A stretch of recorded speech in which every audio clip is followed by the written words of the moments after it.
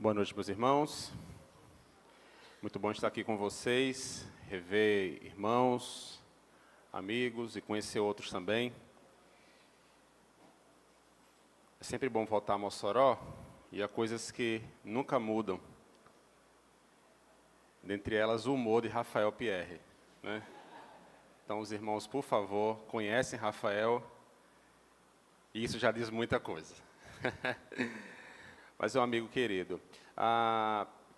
Eu quero agradecer publicamente o convite, agradecer também ao pastor Moab a confiança. Eu tenho pensado e crido cada vez mais que um dos tesouros de uma igreja é o seu púlpito. E eu não me refiro aqui ao objeto, mas aquilo que ele representa. Então, louvo a Deus pela confiança do pastor Moab a me depositada nessa noite. Eu convido você a abrir sua Bíblia. Na carta de 1 Timóteo, nós já lemos o verso que será objeto da nossa exposição, que é 1 Timóteo, capítulo 4, nós leremos o verso 12. É o texto que é divisa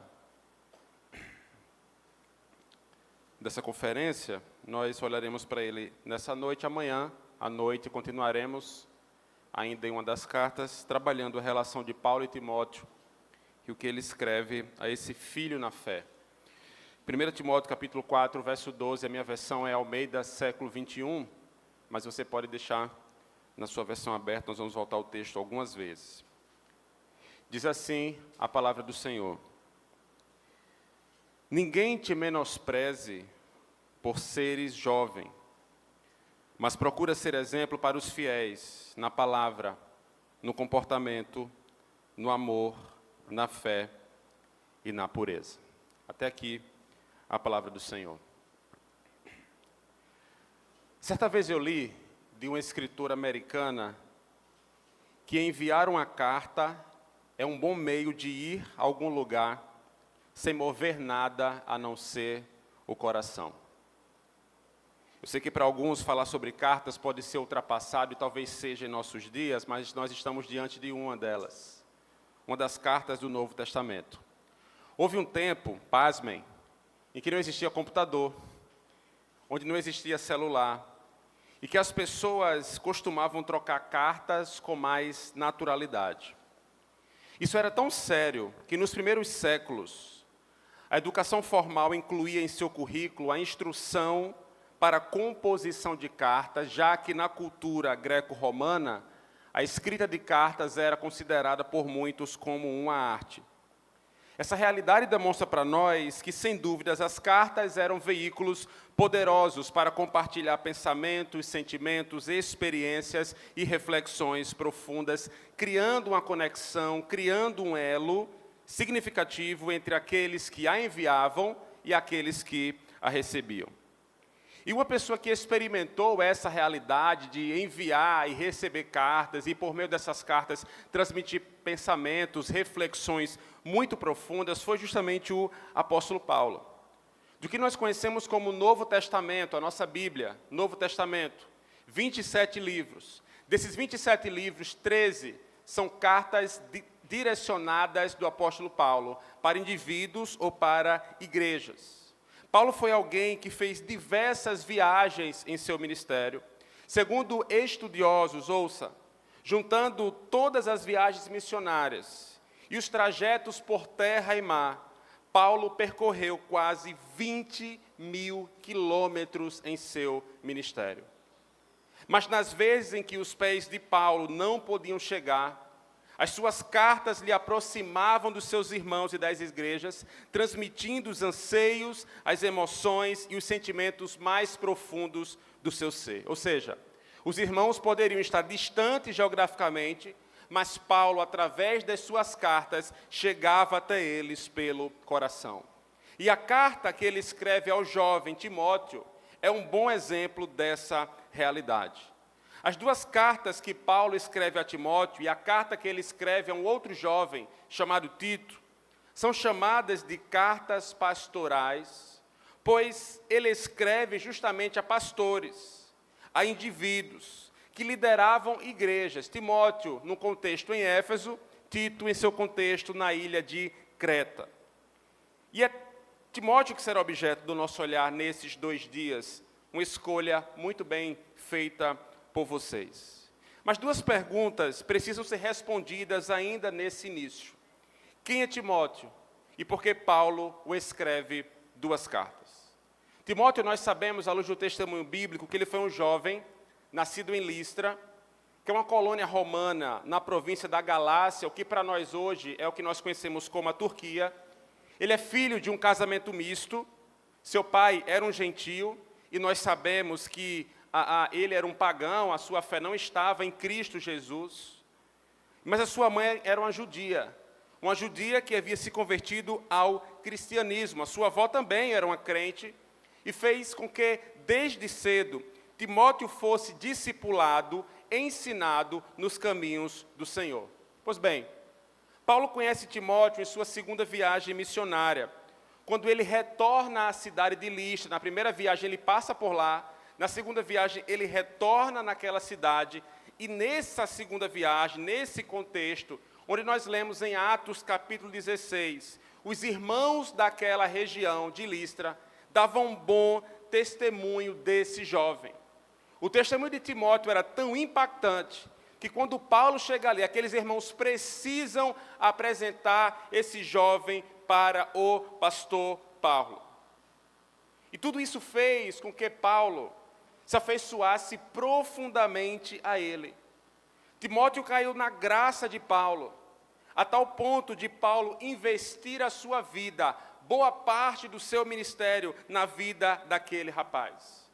Timóteo foi chamado por Paulo a fazer parte da sua 2ª viagem missionária, e a partir desse momento, o relacionamento entre eles só crescia e se solidificava cada vez mais. Paulo teve inúmeros cooperadores, onde muitos fizeram parte ativamente do seu ministério, mas Timóteo se destacava como uma espécie de pupilo, uma joia para Paulo, uma joia de grande valor.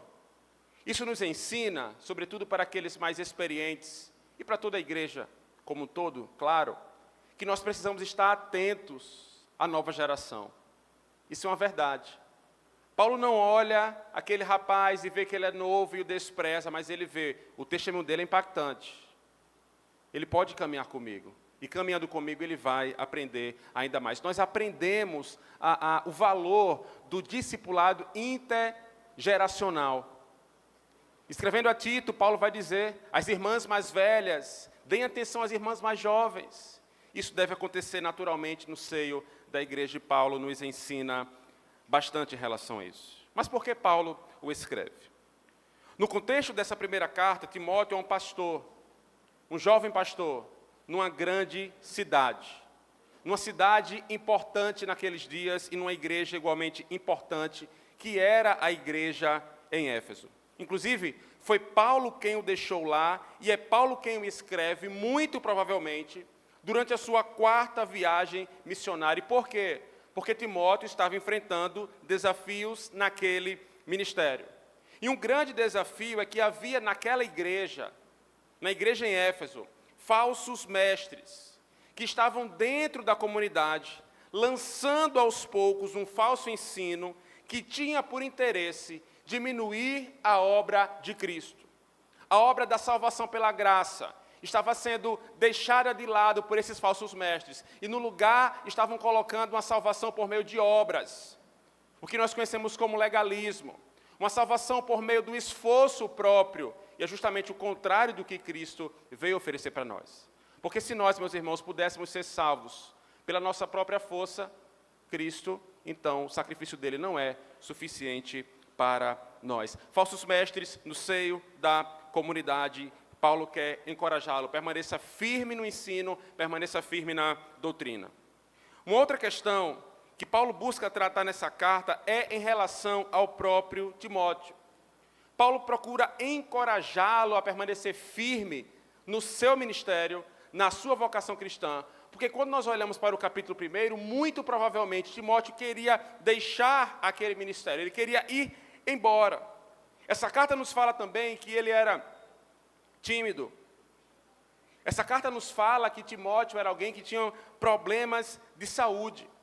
Essa carta nos fala que Timóteo era uma pessoa que enfrentava a resistência de alguns irmãos no meio da comunidade pelo simples fato de ser jovem. E nesse ambiente, nesse contexto, Timóteo tinha em média 30 anos, aproximadamente 30 anos. E talvez você pense, não, mas espera aí, 30 anos, eu tenho 33. 30 anos, isso não é ser tão jovem assim. Para nós, não, mas para aqueles dias, sim. Porque o cristianismo nasceu como um braço do judaísmo, e dentre o judaísmo, as pessoas só alcançavam determinada a posição de liderança a partir dos 40 anos de idade. Então, sim, nesse contexto, Timóteo, um jovem pastor, era realmente jovem, e alguns olhavam para ele com desprezo por conta disso. Veja o tamanho do desafio que Timóteo tinha em suas mãos. Tímido, doente e sofrendo perseguições dentro da comunidade pelo fato de ser jovem. Independente das suas limitações, o ponto é que Timóteo deveria combater os falsos mestres que estavam entrando na comunidade. Ao mesmo tempo, ele deveria sentir-se seguro em relação à sua posição como pastor, como crente naquela comunidade. E nesse ponto, nos versos em que lemos, especialmente no verso 12, Paulo mostra a Timóteo como um jovem pode se desenvolver de forma a silenciar e conquistar o respeito e a confiança da comunidade e combater aqueles que estavam dentro da igreja e que eram contra o evangelho de Jesus Cristo.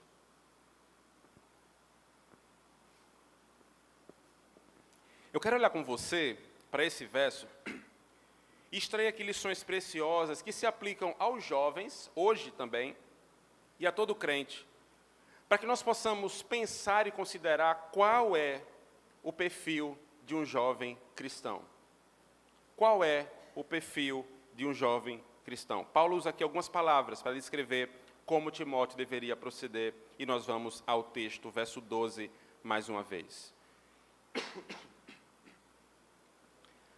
Paulo abre esse verso dizendo: ninguém te menospreze por seres jovens, mas procura ser exemplo para os fiéis. A primeira realidade é que, dentro desse encorajamento, Paulo afirma que a juventude de Timóteo não poderia ser menosprezada. Ninguém poderia se afastar dele, ninguém deveria duvidar da sua vocação cristã ou ministerial pelo simples fato dele ser um jovem na idade. E em contraposição a isso, contrapondo a esse fato de que ninguém deveria menosprezar Timóteo por ser um jovem, Paulo vai dizer que Timóteo deve procurar, de modo ativo, ser. E aí ele começa a descrever uma lista de características. A primeira delas é que Timóteo deveria ser exemplo. A palavra que Paulo usa aqui para exemplo pode ser compreendida como carimbo. O termo que Paulo usa aqui é o termo que dá origem ao nosso termo conhecido como carimbo. E você sabe o que é um carimbo? Um carimbo é uma peça, um modelo, que ele reproduz com fidelidade determinada imagem. Timóteo deveria ser, portanto, um modelo. Timóteo deveria, assim como um carimbo, ser uma espécie de padrão que iria reproduzir com fidelidade, mas a grande pergunta é, reproduzir com fidelidade o quê? O caráter de Cristo. Ou seja, Timóteo precisava ser um modelo de cristão. Perceba, as pessoas não desprezariam a juventude de Timóteo se pudessem admirar, apreciar o seu exemplo de cristão. As pessoas não desprezariam Timóteo se elas pudessem observar a forma como Timóteo exibe o caráter de Cristo em todas as áreas da sua vida. Isso seria primordial para Timóteo naquele contexto, em que ele estava sofrendo oposição dentro da comunidade de fé, por ser um jovem, mas isso igualmente é necessário e primordial para mim e para você nessa noite. Na medida que nós trilhamos a vida cristã, é preciso entender que a forma como nós pensamos, a forma como nós vivemos, tem o poder de impactar profundamente os outros que estão à nossa volta. Você é responsável pela forma como você vive. Que tipo de modelos, de exemplo e de padrão nós temos sido? O que é que nós temos imprimido por aí a partir do nosso viver? Essa discussão é necessária porque ainda hoje há muitos que perderam de vista essa realidade. Há muitos crentes que hoje não fazem a mínima questão de procurar ser um modelo de vida cristã. Por isso, ao invés de influenciar outros por meio da nova vida que receberam, que encontraram na pessoa bendita de Cristo Jesus, permitem ser marcados, influenciados por uma cultura que é completamente contrária a Cristo e o Evangelho. Eu quero que você entenda nessa noite que não há uma espécie de neutralidade. Se você não está influenciando, se você não está sendo um bom modelo, se você está sendo um bom exemplo, você está sendo justamente o contrário disso. Não existe muro nesse quesito. Ou somos bons exemplos, bons modelos de cristãos, ou exalamos o bom perfume de Cristo, ou então somos padrões de algo que não tem nada a ver com Cristo. Agora eu lhe pergunto, para que serve um carimbo que não transmite com fidelidade a imagem a ser reproduzida? Lembre-se que os cristãos só foram chamados de cristãos, e o significado da palavra cristão significa pequeno Cristo. Os cristãos só foram taxados assim e de modo pejorativo no primeiro momento, depois eles gostaram, de fato, nós somos pequenos cristos mesmo. Mas só foram chamados assim em Atos capítulo 11, lá em Antioquia, porque eles eram exemplos fiéis do caráter de Cristo. A ponto das pessoas olharem pequenos cristos. Eu sei que em nossos dias caminhar da forma que Deus espera de nós não é fácil. Mas eu quero te dar um encorajamento nessa noite. Nunca foi fácil. O tempo em que Timóteo vivia não era um tempo mais fácil do que hoje. O tempo que nós enfrentamos hoje não é um tempo mais fácil do que o Timóteo vivia. Há desafios, tanto naquele tempo como em nossos dias. Há muitos desafios para os crentes hoje, mas isso não nos dá desculpas para andar de uma maneira contrária daquilo que Cristo ensinou na sua palavra. Se muitos desdenham da juventude é porque muitas vezes não enxergam jovens que sejam exemplos de cristão. Ninguém despreza um jovem se puder admirar o seu exemplo. Portanto, se quisermos impactar a nossa casa, nosso bairro, a nossa igreja, a universidade, o trabalho, seja um autêntico exemplo de cristão. Um verdadeiro modelo que exibe para esse mundo o caráter de Cristo, para que o nome de Cristo seja glorificado. E esse é, de fato, o grande motivo. O ponto não é ser um modelo para que todos possam olhar para você e ver como você é bom. Um exemplo ou um carimbo, para usar o sentido aqui de Paulo, é como se fosse um holofote. Um holofote, ele não ilumina a si mesmo. Ele não lança luz sobre ele mesmo, pelo contrário, ele ilumina outra coisa. Ele ilumina uma realidade muito maior. E o nosso interesse deve ser justamente esse. Nós devemos sempre apontar para Cristo Jesus. Mas, infelizmente, na maioria das vezes, nós procuramos ser modelos, mas com os motivos errados. Motivos que estão centralizados em nós mesmos, ao invés da glória de Cristo. Muitas vezes desejamos manter uma boa aparência para os nossos pais, para os nossos pastores, para os nossos líderes. Muitas vezes procuramos levar uma vida decente, porque foi assim que nós fomos ensinados, e tudo isso para receber aplausos, para que as pessoas possam ver meramente como nós temos amadurecido. Mas nós precisamos, queridos, ter cuidado, para que nossa motivação para ser exemplo esteja centrada em Deus. Ou seja, não basta ser exemplo. É preciso ser exemplo com a aspiração correta. Você quer ver um exemplo disso? Gênesis capítulo 39. Eu me lembro de quando a mulher de Potifar tentou seduzir José, em Gênesis 39. E claro, nós sabemos o final da história. Nós sabemos que José não deitou-se com ela. Mas a resposta de José para aquela mulher, para não se render ao adultério, é bastante interessante. Porque José, naquele contexto, ele nos mostra que ele não se deitou com ela por causa do marido dela, primeiramente. Ele não deitou-se com ela por causa de Deus. A motivação de José era não desobedecer ao Senhor. A motivação de José não era ele mesmo, mas era não ferir a santidade de Cristo, do próprio Deus. Ele disse: como poderia eu cometer algo tão perverso e pecar contra Deus? Percebe? Sua motivação, a motivação de José, centrava-se primeiramente em Deus. Portanto, eu encorajo você nessa noite, usando a linguagem que o apóstolo Paulo usou para o jovem Timóteo: seja exemplo, seja um modelo que imprime o caráter de Cristo onde é que você vá.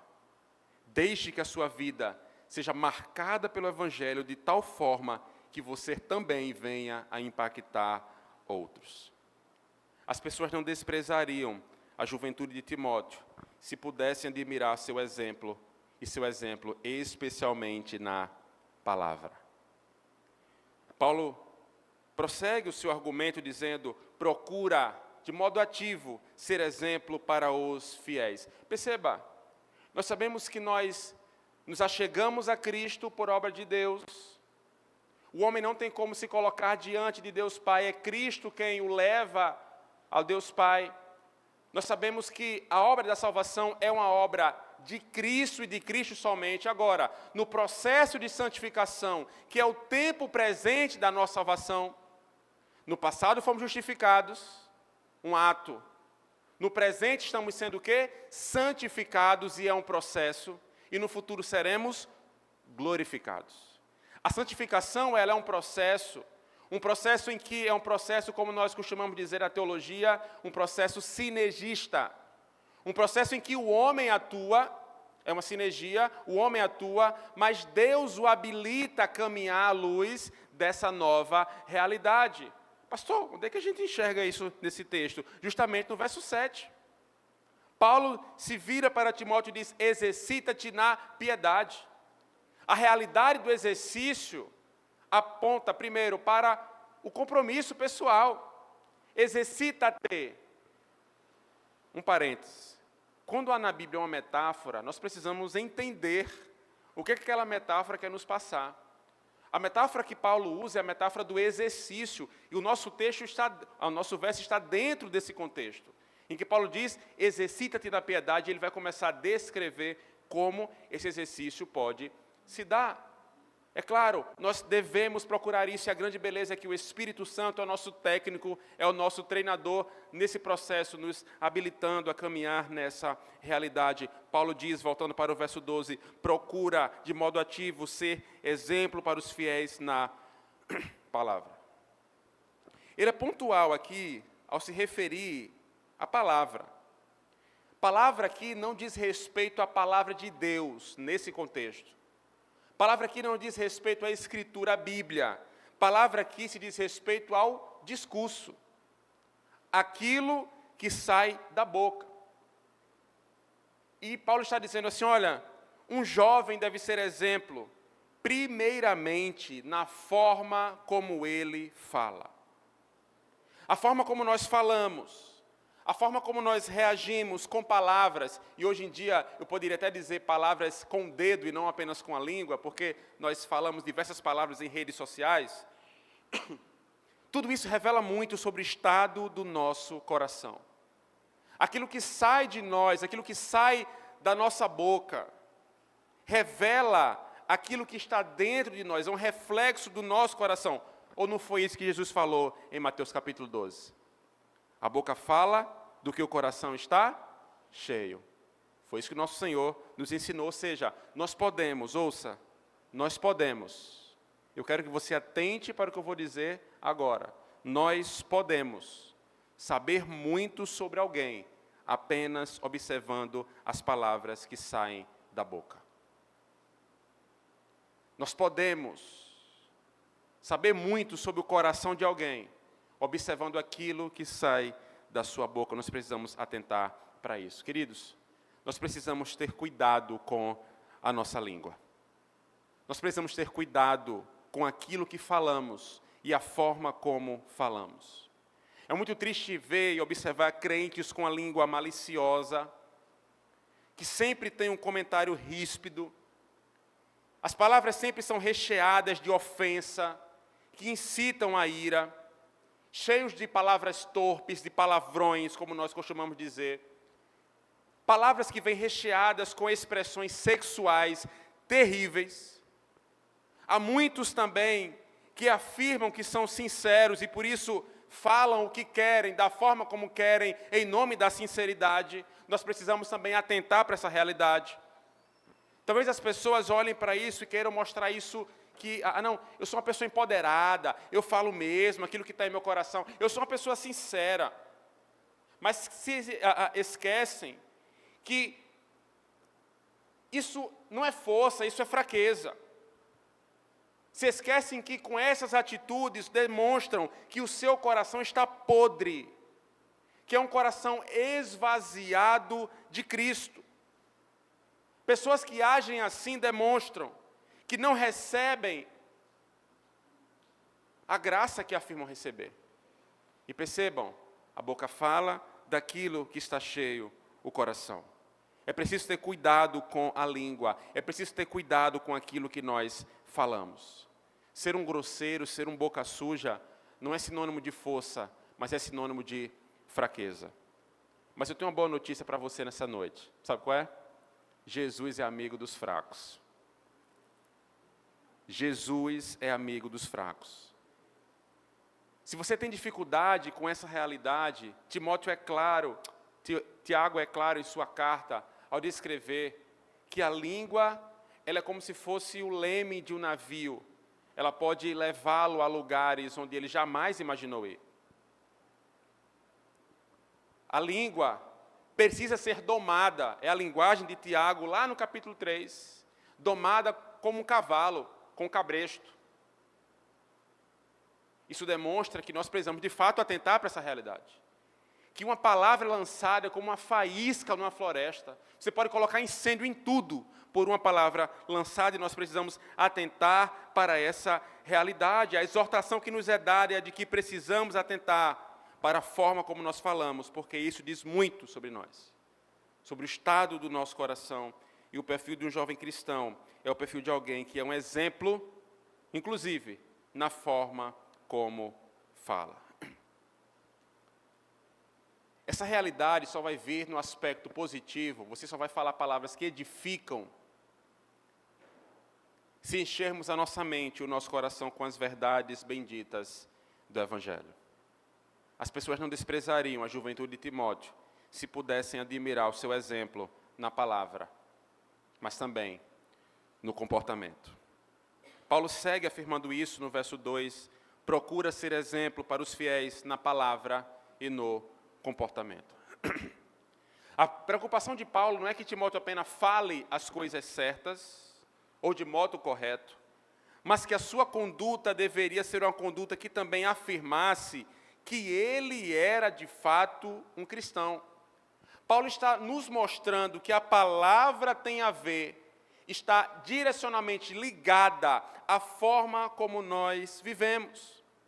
Por isso eu creio que a grande pergunta feita hoje por parte daqueles que não são cristãos, não é se Deus existe. Eu não sei, de fato, se essa é a grande pergunta que está sendo feita hoje por aí fora.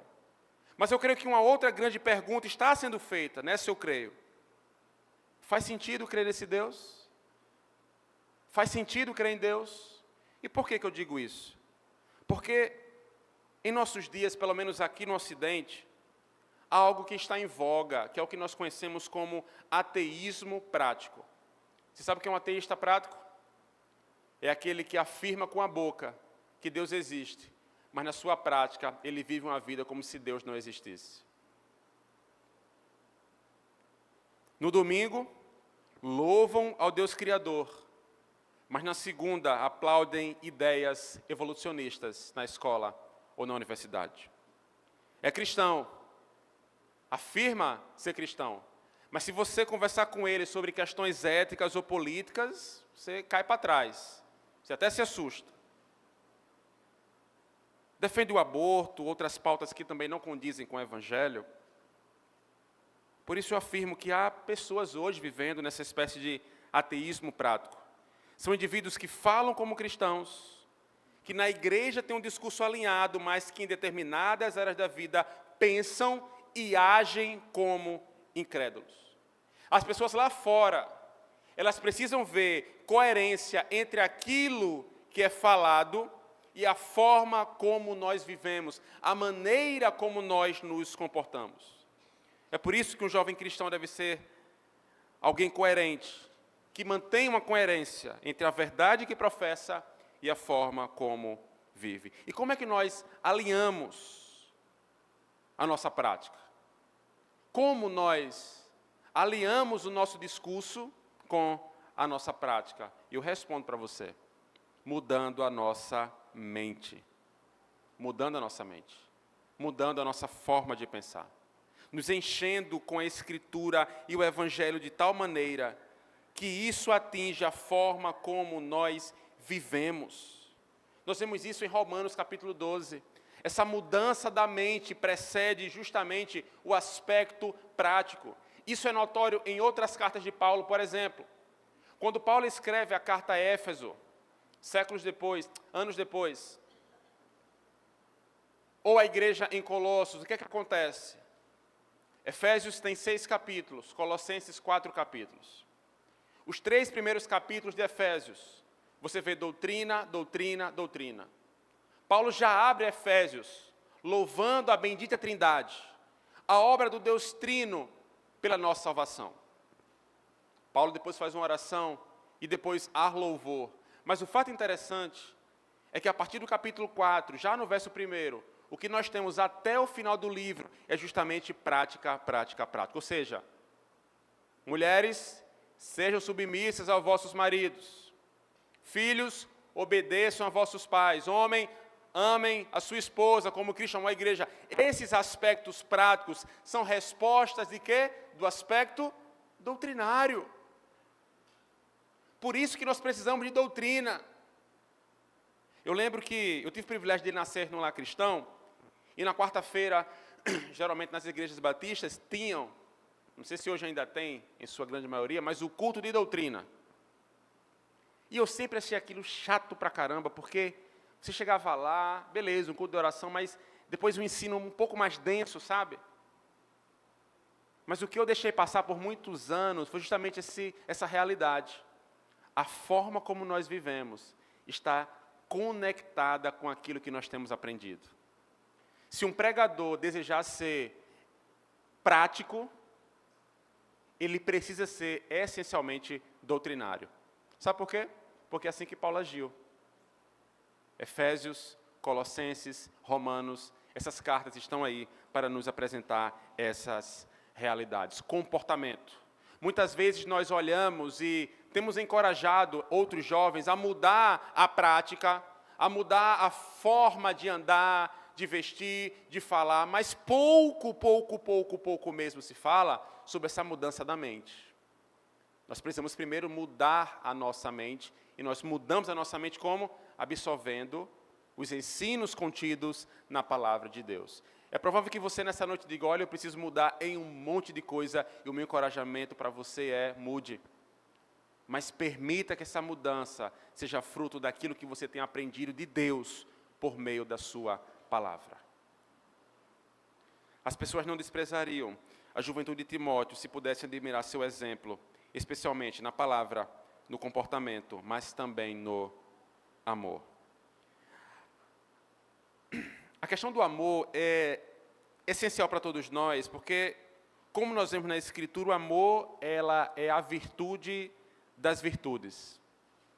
Todos os mandamentos, toda a lei, se resume em amar a Deus sobre todas as coisas e amar ao próximo como a si mesmo. Nossas ações devem ser motivadas pelo amor a Deus em primeiro lugar e depois ao próximo. Isso é interessante por quê? Quando Paulo diz, exercita-te na piedade, alguém aqui teria uma definição sobre piedade? Geralmente, esse é um termo que nós encontramos na Escritura, encontramos pouco, mas encontramos na Escritura, o termo piedade. Mas nós precisamos redimir alguns termos, e eu creio que esse é um dos. Porque muitas vezes, quando a gente fala sobre piedade, as pessoas acham que a gente está falando sobre dar esmola, sobre caridade. Não é esse o ponto. A piedade, quando nós pegamos essa realidade à luz dos contextos em que ela aparece na Escritura, nós entendemos que a piedade é um aspecto prático da nossa devoção a Deus. A piedade pode ser resumida como devoção em ação. A minha devoção a Deus ganha contornos práticos e esses dois braços é o que nós podemos chamar de piedade. A piedade completa mesmo é o aspecto prático que está conectado a uma devoção a Deus. E a devoção a Deus, ela está alicerçada em um tripé. A devoção a Deus está pautada no temor a Deus, no desejo a Deus, ou no desejo por Deus, e no amor a Deus. Temor, desejo e amor. Quando você teme ao Senhor, e temor aqui não é medo, mas é reverência, entendendo quem você é e entendendo quem Deus é, certo? Quando você deseja esse Deus, e quando você o ama, as suas atitudes não serão mais as mesmas. Não tem para onde correr. Entende? Então, a piedade, ela é fruto dessa devoção pessoal a Deus, fundamentada nesse tripé, temor a Deus, desejo a Deus e amor por Deus. Portanto, o amor tem um lugar especial na nossa devoção a Deus. Nós devemos fazer as coisas motivados pelo amor a Deus sobre todas as coisas. E por quê? Porque Ele é amor. E nós fomos amados por Ele quando nós éramos ainda pecadores. Em consequência desse amor, do amor primeiro de Deus por nós o amamos como resposta, fundamentados na obra de Cristo Jesus na cruz do Calvário, e todas as nossas ações de agora em diante são respostas a esse amor de Deus por nós e nosso por Deus. Portanto, nós não amamos a Deus querendo aplausos, mas por gratidão por aquilo que Deus em Cristo fez por nós na cruz do Calvário. Timóteo deveria ser exemplo de alguém que de fato ama a Deus e que ama ao próximo. Timóteo deveria ser um exemplo de fato de uma vida piedosa, e as pessoas não desprezariam a juventude de Timóteo se pudessem admirar seu exemplo na palavra, no comportamento, no amor, mas também na fé. É isso que ele vai dizer no verso 12. Talvez você tenha alguma dificuldade com esse aspecto da fé. É possível que você tenha parentes, conhecidos, professores e até amigos que ridicularizam a sua fé, dizendo que isso é desculpa para gente que não quer pensar, para gente que não quer ver as evidências. Geralmente essas pessoas são pessoas que se acham mais esclarecidas. Eu não sei aqui quantos são universitários, mas se não forem, eu creio que daqui a pouco vocês entrarão na universidade. E naquele contexto da universidade, certamente vocês lerão teóricos que também digam a mesma coisa. A fé no cristianismo não é uma fé que pensa. E aí John Stott escreve um livrinho muito bacana que você pode comprar e ler depois. Crer também é pensar. Nós cremos que Deus nos criou para pensar. Esse é um dos aspectos mais fortes no fato de sermos imagem e semelhança de Deus. Portanto, a nossa fé, sim, é uma fé racional. A nossa fé, sim, é uma fé que pensa. Mas o exemplo de Timóteo no aspecto da fé, não é meramente na fé meramente. Porque nós não somos salvos porque nós temos meramente a fé, observe. O que nos salva não é a nossa fé. O que nos salva é aquele em que a nossa fé está depositada. O que nos salva é o objeto da nossa fé. Portanto, observe, a nossa fé não é uma fé que não pensa, a nossa fé é uma fé racional. Eu entendo, eu sou um pecador. Cristo morreu por mim. Você tem que pensar. Você tem que considerar as evidências dadas pela própria Escritura de que Jesus é de fato Filho de Deus. Ele é o digno da nossa confiança. E nós podemos colocar a nossa confiança plenamente nele. A fé na Escritura, no Novo Testamento, ela se apresenta em alguns sentidos. A fé no conjunto de doutrinas do ensino, pode ser isso também que Paulo queira apresentar para Timóteo. Mas a fé no Cristo crucificado e ressurreto. Ele precisava ser exemplo de fé, de confiança na pessoa bendita de Jesus. Isso não é coisa de velho, não, gente. Isso é coisa de crente. Sabia? Crente vive pela fé. Sabia disso? Se você é cristão, alguém que se arrependeu de seus pecados e crê no Evangelho da graça, isso é para você. Permaneça firme, alicerçado na pessoa bendita de Jesus. Desse modo, as pessoas não desprezariam a juventude de Timóteo e a nossa juventude, se pudessem admirar o exemplo na palavra, no comportamento, no amor, na fé e, em último lugar, na pureza. Paulo usa uma palavra que descreve, a palavra pureza aqui é uma palavra que descreve uma conduta moral. Os gregos, e é o contexto onde Paulo está inserido, na cultura greco-romana, frequentemente usavam essa palavra para referir-se ao comportamento sexual. É isso que Paulo quer tratar quando ele coloca a palavra pureza aqui. Por que isso foi direcionado para Timóteo? Lembre-se, Timóteo era um jovem, provavelmente um jovem solteiro, pastor em Éfeso. Éfeso, uma cidade grande, mas uma cidade promíscua, um verdadeiro centro de impureza sexual. Cultos a divindades eram realizados ali, e boa parte desses cultos era justamente as sacerdotisas se relacionando sexualmente com homens. E toda essa realidade, perceba, estava na frente de Timóteo, estava na cultura em que Timóteo estava inserido. Na segunda carta a Timóteo, Paulo exorta sobre isso ao dizer: foge também das paixões da juventude. E aqui ele está se referindo ao aspecto da carne, ao aspecto sexual, e todas as vezes que a Escritura vai trabalhar o aspecto sexual, ela nunca vai dizer: não, negocie, né? Não, veja aí se você consegue segurar as pontas. A palavra sempre é: corre, foge, sai daí. Não tem futuro essa realidade. Não negocie. Gente, essa questão é uma questão urgente, eu não preciso nem explicar muito esse ponto. Quantos jovens têm se desvirtuado sexualmente falando? Pense por um pouquinho assim.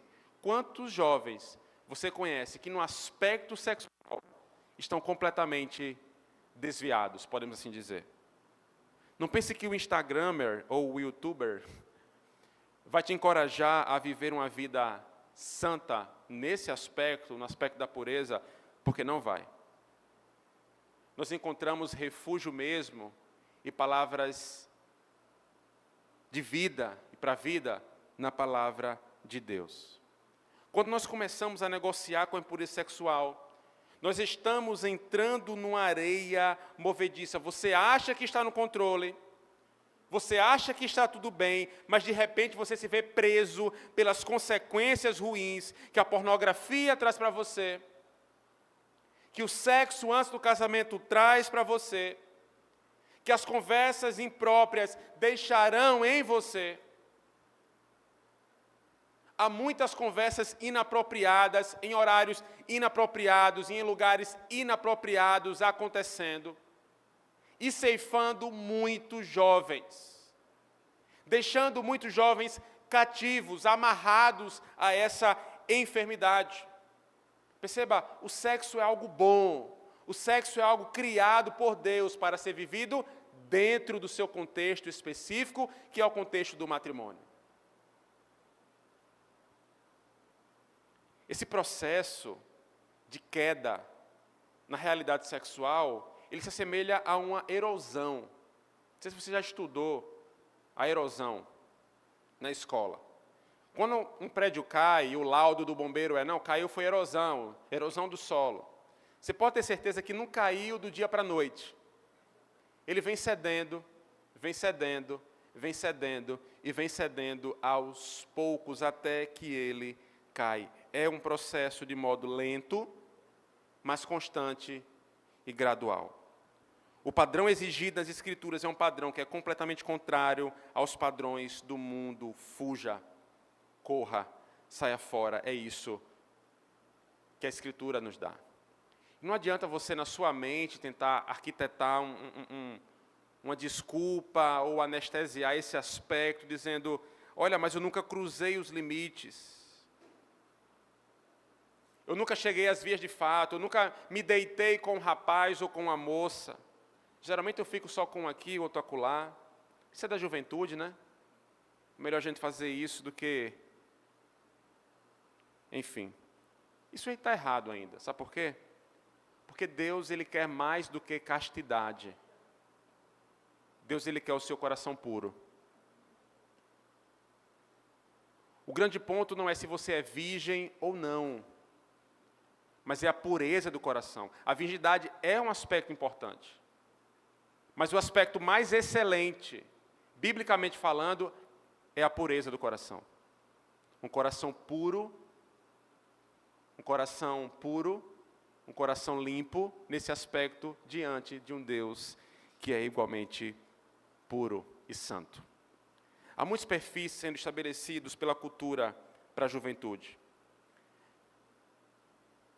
E à luz dessa exposição, você já deve ter percebido que tudo que nós vimos hoje está na contramão daquilo que o mundo prega, do que o mundo ensina. O perfil de um jovem que conhece a Cristo é um perfil diferente do perfil de quem não conhece a Cristo. As conversas de um jovem cristão, o comportamento de um jovem cristão, os lugares em que ele frequenta, as pessoas com quem anda, as pessoas que ele segue, aquilo que ele assiste, deve ser algo completamente contrário daqueles que não conhecem a Cristo. Por quê? Porque nós devemos ser exemplos.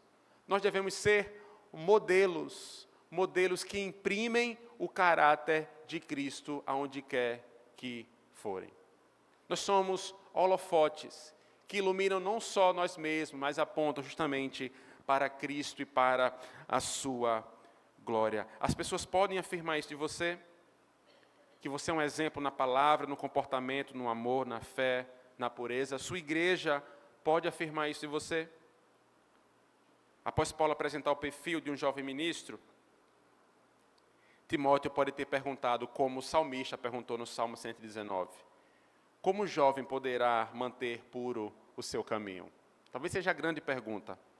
E a grande resposta do salmista é, vivendo de acordo com a sua palavra. Como a gente vive à luz dessas realidades? Só tem um jeito de viver assim. Se nós caminharmos, vivermos de acordo com a palavra de Deus, em submissão à palavra de Deus. Paulo sabia disso. É tanto que no verso seguinte, no verso 13, há uma ênfase na palavra de Deus, quando ele diz, enquanto aguardas a minha chegada, aplica-te à leitura. A leitura da Escritura. O método aqui é o método de ingestão. Pastor, se eu devo viver uma vida de acordo com a palavra de Deus, o que eu tenho que fazer? Eu vou dizer a você agora. Método ingestão. Ouça a palavra, leia a palavra, medite na palavra, memorize a palavra, e é isso que você tem que fazer. Se cerque da palavra em todos os contextos. Medite na palavra de Deus, ouça bons sermões, bons pregadores, Ouça coisa boa, coisa que vai te trazer vida, que vai te alimentar, para que você possa caminhar à luz dessas realidades. A palavra de Deus tinha que ter um lugar especial dentro da vida e do ministério de Timóteo. Ela deveria nortear toda a sua vida. E como diz o salmista também, a palavra de Deus ela é lâmpada para os nossos pés. A palavra de Deus ela lança luz sobre o nosso caminho. E em um mundo cheio de trevas como o nosso, nós precisamos enxergar as pedras firmes, pedras essas que o próprio Senhor nos deixou na sua palavra. Nosso padrão de fé e conduta. E qual é o fim de tudo isso? O progresso de Timóteo. O verso 15, Paulo diz, ocupa-te dessas coisas. Dedica-te inteiramente a elas, para que todos possam ver o teu progresso. O progresso de Timóteo não era algo que ele poderia dizer assim, olha, não, mas eu estou crescendo. Sim, mas a gente precisa ver. O progresso de um indivíduo na fé é um progresso que precisa ser percebido por outros. Outros precisam enxergar. Claro, nós não fazemos isso para que os outros possam nos aplaudir e reconhecer que estamos crescendo. Mas uma árvore, quando ela cresce, todo mundo percebe que aquela árvore está sendo muito bem nutrida. Não é isso? Nós lemos um trecho aqui do Salmo 1. Não é isso? Essa imagem que o Salmo 1 nos dá? Uma árvore que está localizada próxima a um riacho, a um rio de águas correntes, ela dá fruto no tempo certo, ela cresce saudável, suas raízes são muito bem fincadas, solidificadas, e nós precisamos justamente dessa realidade. As pessoas observarão o nosso progresso. E não é um progresso quando nós nos referimos meramente à doutrina, ou aquilo que nós sabemos de teologia, a quantos livros nós lemos esse ano, porque maturidade cristã não tem nada a ver com maturidade teológica. Nós podemos saber e viver de uma maneira completamente diferente. Mas Paulo vai dizer, olha, fica na palavra. Permaneça na palavra. E todos verão. Perceba que o grande gargalo de Timóteo é dentro da comunidade. As pessoas menosprezando ele por ele ser um jovem. E Paulo disse, se você se ocupar de tudo isso aí, de pregar a palavra, de viver a palavra e permanecer na palavra, as pessoas não vão menosprezar você e vão observar que, de fato, você está progredindo. Eu quero encerrar dizendo que há uma consequência se você quiser andar assim. Você quer saber qual é? Eu digo a você agora. Perseguição. Se você trilhar hoje e agora aquilo que está na palavra de Deus, não apenas no verso que nós lemos, mas se você viver à luz de toda a palavra de Deus, o que vai restar para você são as perseguições. O mundo não vai tolerar você. O mundo tolera aquela fé que está restrita a esse espaço aqui. Mas quando você leva a sua fé lá para fora, para a universidade, para o trabalho, lá para a sua casa, para a rua, para a academia, as pessoas não vão tolerar você. Sabe por quê? Porque elas também não toleraram o nosso Senhor. Não toleraram a Jesus. E Jesus, ele é o nosso exemplo supremo nessa questão. Jesus é um modelo perfeito, de homem perfeito, de varão perfeito. Jesus é o exemplo na palavra, na fé, em sua conduta, no comportamento, na pureza. Nunca houve um homem mais fiel, mais exemplo na palavra, no comportamento, no amor, na fé e na pureza do que Jesus. E veja o que aconteceu com ele. Ele foi perseguido. E o mesmo que aconteceu com ele pode acontecer comigo e com você. E a Escritura vai dizer que vai nos acontecer isso sim, em algum nível. Eu não estou dizendo que você, por conta da sua fé, vai ser colocado em praça pública e vai levar açoites. Não. Você pode perder prestígio, você pode perder amizades, você pode perder dinheiro, você pode perder famílias, amigos. Você pode perder alguma coisa nessa vida se você, de fato, caminhar como a Escritura diz que você deve caminhar. Por quê? Porque o servo não é maior do que o seu Senhor. O próprio Jesus diz isso. Se perseguiram a mim, também vos perseguirão. Mas a boa notícia é que Ele nos dá força. A boa notícia é que o Senhor nos habilita, por meio do seu Santo Espírito, a caminharmos nessas realidades para o nosso bem e para a honra e glória do seu santo nome. O próprio Jesus disse que estaria conosco todos os dias até o final dos tempos. O grande ponto é que o teu Senhor, o meu Senhor, o nosso Senhor, entende a nossa situação e Ele caminha ao nosso lado. Que essa palavra possa encontrar morada na nossa mente e no nosso coração. Volto a dizer, para o nosso bem, como crentes, mas acima de tudo para a glória do nome do Senhor. Vamos ter uma palavra de oração? Pai, nós te louvamos por Tua palavra que é viva e eficaz e pedimos que o Senhor, a despeito das minhas inúmeras limitações no falar e dos meus irmãos no ouvir, pois somos pecadores, clamamos que o Senhor, por meio do Teu Santo Espírito, continue a ministrar em nossos corações, não apenas agora, mas ao longo dessa semana, ao longo dos nossos dias, essas verdades preciosas contidas na Tua palavra. Que possamos, de fato, ser contados como jovens exemplos no amor, na fé, na pureza, na conduta. Nos ajuda, Pai, em tudo isso é o que nós te pedimos, em nome de Jesus, Salvador nosso. Amém e amém.